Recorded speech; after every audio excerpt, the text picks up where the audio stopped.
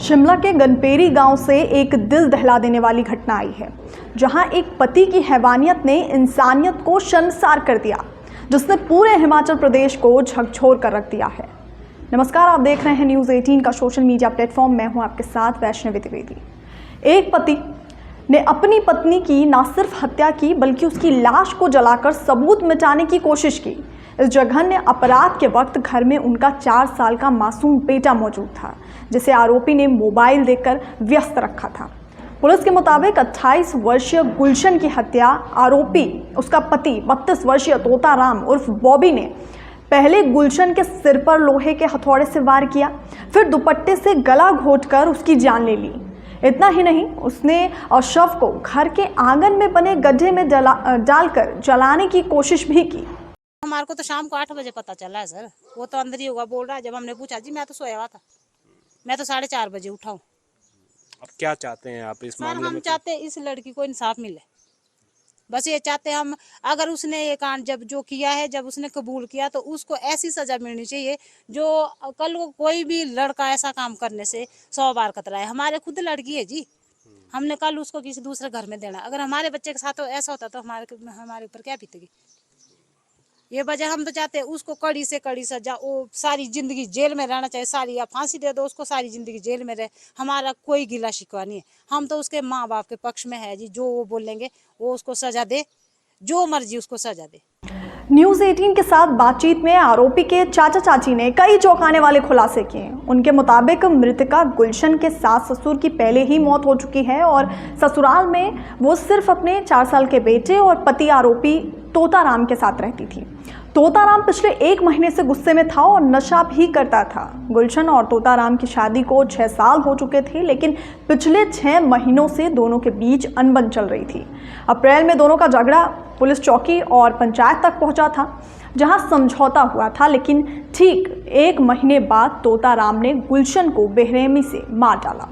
मेरे को 8 बजे उसकी माँ ने फ़ोन किया, लड़की की माँ ने, गुलशन की माँ ने फ़ोन किया कि दीदी, वो जब भी कुछ ऐसे होता था, कुछ भी आकर फ़ोन नहीं उठाती थी, वो मेरे को फ़ोन करती थी और पूछती थी, दीदी देखो उसको, एक उसने वो फ़ोन नहीं उठा रही, उसका फ़ोन स्विच ऑफ आ रहा था।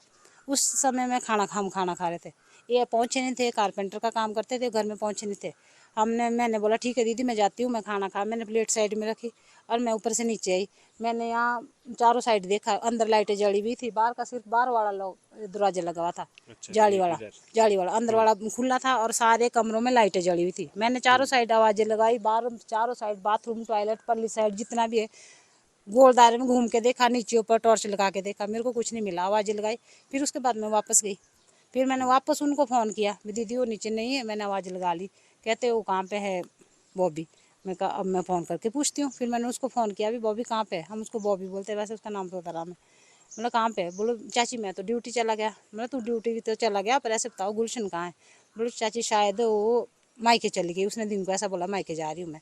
बोला अच्छा ठीक है। फिर मैंने वापस किया मम्मी को फ़ोन करके, तो वो आए, बोले नहीं पहुँची दीदी। मैं 7 बजे से उसको फ़ोन कर रही हूँ, वो 7 बजे से यहाँ नहीं, वो 3 बजे वाली बस में आनी थी, तो 7 बजे तक वो पहुँच जानी थी।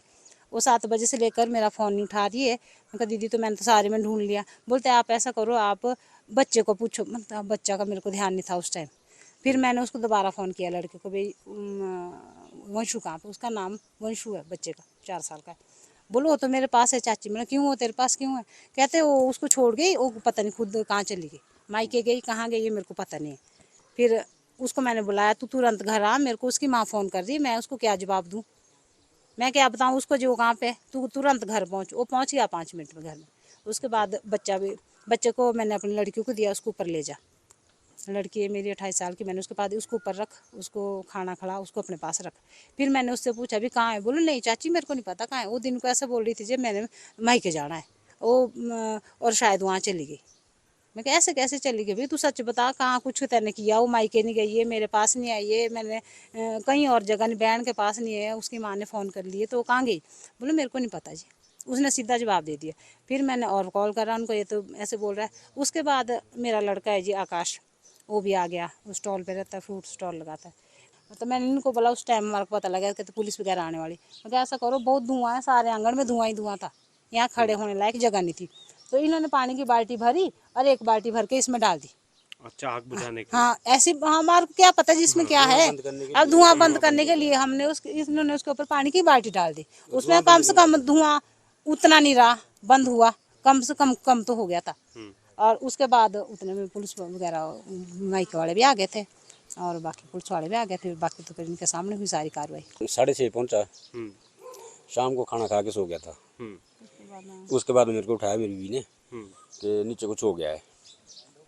तब उठा तो यहाँ पे उस टाइम पुलिस पहुंच गई थी। हम्म। तो वो तहकीकात कर रहे थे, देख रहे थे, बड़े बड़े सारे में देखा उन्होंने। फिर लास्ट में इसमें देखा कि धुआं क्यों है इसमें। फिर उन्होंने इसमें थोड़ा पानी डाल के फिर थोड़ा इसमें खुद चेक किया शरीर से। फिर इन्होंने डिक्लेयर कर दिया कि इसमें डेड बॉडी है। वहीं शिमला एसपी संजीव कुमार का कहना है कि मृतका के भाई अक्षय की शिकायत पर यह पूरा मामला दर्ज किया गया है। आरोपी तोताराम के खिलाफ बीएनएस की धारा 103 और 238 के तहत ये केस दर्ज किया गया है। प्रारंभिक जांच में पता चला है कि हत्या 14 मई के दिन की गई। शव को पोस्टमार्टम के लिए फिलहाल आईजीएमसी भेजा गया है और पूरे मामले की जांच जारी है। वहीं सीमेंट से बना जो गड्ढा था जिसमें मृतका के शव को रख के जलाने की कोशिश की गई, उसे स्थानीय भाषा, हिमाचल प्रदेश की स्थानीय भाषा में खाद कहा जाता है, जो अदरक का बीज रखने के लिए बनाया जाता है। गुलशन ग्रेजुएट थी, आत्मनिर्भर थी और अपने बेटे के लिए एक बेहतर भविष्य चाहती थी, लेकिन एक पति की हैवानियत ने उसकी जिंदगी ले ली। फिलहाल आरोपी तोताराम को गिरफ्तार कर मामले की छानबीन की जा रही है। इस वक्त हम उस स्थान पर हैं। तस्वीर आपको दिखाना चाहेंगे कि जहां पर एक जघन्य अपराध हुआ है। मात्र 28 साल की विवाहिता गुंजन, जिसे जो है बेरहमी से यहां पर पीट कर मार डाला। आरोप जो है उसके पति पर है। और यहां पर आपको तस्वीरें दिखाना चाहेंगे कि किस तरह से अभी यहां पर पुलिस मौजूद है और इस घर की प्रोटेक्शन की जा रही है। और मात्र 4 साल का बेटा जो है पीछे छूट गया है और जो मृतका है उसके सास ससुर भी जिंदा नहीं है। ये तस्वीर हम आपको दिखाना चाहेंगे। यहीं पर ये बताया गया है कि यहाँ पर ये गड्ढा जैसा बनाया गया है। ये करीब 4-5 फीट का है और यहीं पर उसने जो है मारपीट करके यहाँ पर अपनी पत्नी को डाला था और उसे आग लगा दी थी। जो पुलिस की तरफ से हमें जानकारी मिली है कि उसका जब झगड़ा हुआ अपनी पत्नी के साथ, तोताराम उर्फ बॉबी का, तो उसने पहले मारपीट की और फिर गुंजन के सर पर जो है किसी हथौड़े जैसे हथियार से उसने जो है वार किया, उसके सर पर वार किया और उसके बाद दुपट्टे से गला घोंट दिया। ये जानकारी ये निकल कर आई और उसके बाद उसने यहीं घर के आंगन में जो ये गड्ढा बना हुआ है, और बताया जाता है कि जब अदरक की फसल बीजनी होती है तो उसके लिए ऐसा गड्ढा तैयार किया जाता था इधर, तो उसके माँ बाप ने तैयार किया था और जिससे नई फसल लानी थी। लेकिन उसने क्या किया, इसी गड्ढे में अपनी बीवी का जो शव है वो डाला और उसमें आग लगा दी। और जब ये पता चला तो अधजली लाश जो है यहाँ पर बरामद की गई है। इस मामले की जो है जांच अभी जारी है। तफ्तीश में कुछ और बातें निकल कर आएंगी। जो आरोपी हैं उसके चाचा चाची की तरफ से बहुत सारी बातें कही गई हैं और ये कह रहे हैं कि इंसाफ उस गुंजन को मिलना चाहिए। लेकिन बड़ी बात है कि इतना जघन्य अपराध हुआ है। ज़रा आप सोचिए, शिमला जैसी शांत जैसी जगह में जो ये शोगी का इलाका है, गांव का इलाका है, बेहद साधारण लोग हैं, तो इसके पीछे जो है क्या उसके दिमाग में फितूर चल रहा होगा। बहुत सारी बातें हैं जो अभी सामने आना बाकी है। शिमला के शोगी से मेरे कैमरा सहयोगी दीपक राणा के साथ रणबीर सिंह, न्यूज़ 18 हिमाचल।